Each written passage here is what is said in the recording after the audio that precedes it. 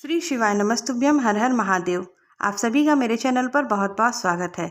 आज की वीडियो में मैं आपको बताने वाली हूँ अनंत चतुर्दशी भगवान विष्णु के विराट स्वरूप की पूजा में हमें किन किन सामग्रियों की आवश्यकता पड़ती है, क्या भोग में लगाया जाता है। इन सभी बातों को हम इस वीडियो के माध्यम से जानेंगे। प्रत्येक वर्ष भादो महीने के शुक्ल पक्ष की चतुर्दशी तिथि के दिन अनंत चतुर्दशी का पर्व मनाया जाता है।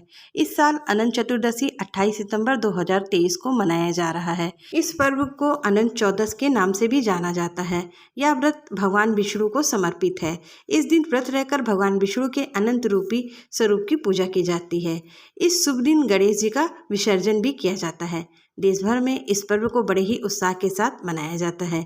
ऐसे में चलिए जान लेते हैं कि अनंत चतुर्दशी और भगवान विष्णु की पूजा में हमें किन किन सामग्रियों की आवश्यकता होती है, जो कि इस प्रकार है। पूजा के लिए हमें सबसे पहले भगवान गणेश जी की छोटी सी प्रतिमा लेनी होती है। अगर आपके पास छोटी सी प्रतिमा नहीं है तो आप सुपारी के गणेश जी, गोबर से बने गणेश जी को भी पूजा में आप रख सकते हैं। इसके अलावा भगवान विष्णु की विराट स्वरूप की पूजा अनंत चौदस के दिन की जाती है। भगवान विष्णु के विराट स्वरूप की फोटो या मूर्ति ले लें और एक चौकी और उस पर बिछाने के लिए पीला वस्त्र ले लें। कोशिश करें चौकी पर पीला वस्त्र ही बिछाएं। अब पूजा थाली में हमें एक घी का दीपक, धूप, आरती करने के लिए कपूर और इन सब को प्रज्वलित करने के लिए माचिस लेना चाहिए। तिलक करने के लिए रोली, कुमकुम, हल्दी और चंदन लेना चाहिए। भगवान गणेश जी को समर्पित करने के लिए पीला सिंदूर भी रखना चाहिए। इसी के साथ हमें 2 जनेऊ और कलावा लेना चाहिए। कलावा के स्थान पर आप छोटे छोटे वस्त्र भी भगवान को समर्पित कर सकते हैं। पूजा थाली में एक इत्र की छोटी शीशी रखें।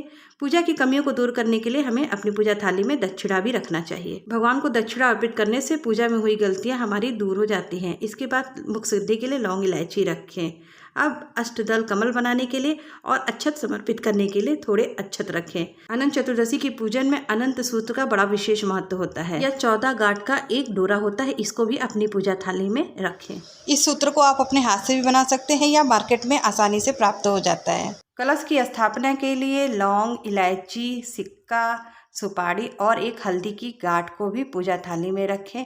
इसके बाद हमें भगवान विष्णु को समर्पित करने के लिए तुलसी पत्र भी अपनी पूजा थाली में जरूर से रखना है। कलश में डालने के लिए आम के या अशोक के 5 पल्लों या 14 पल्लों आप पूजा थाली में रखें। इसके जगह आप पान के पत्तों का भी प्रयोग कर सकते हैं।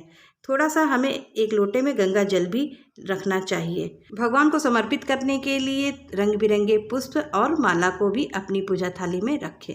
कलश स्थापना के लिए हमें 1 लोटा शुद्ध जल अपनी पूजा थाली में रखना चाहिए। साथ में मौसमी फल रखना चाहिए।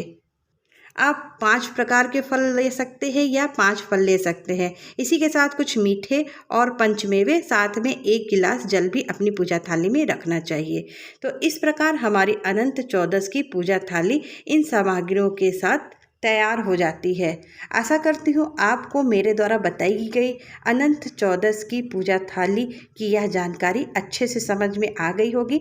तो मिलते हैं अगली वीडियो में। तब तक के लिए श्री शिवाय नमस्तुभ्यम, हर हर महादेव।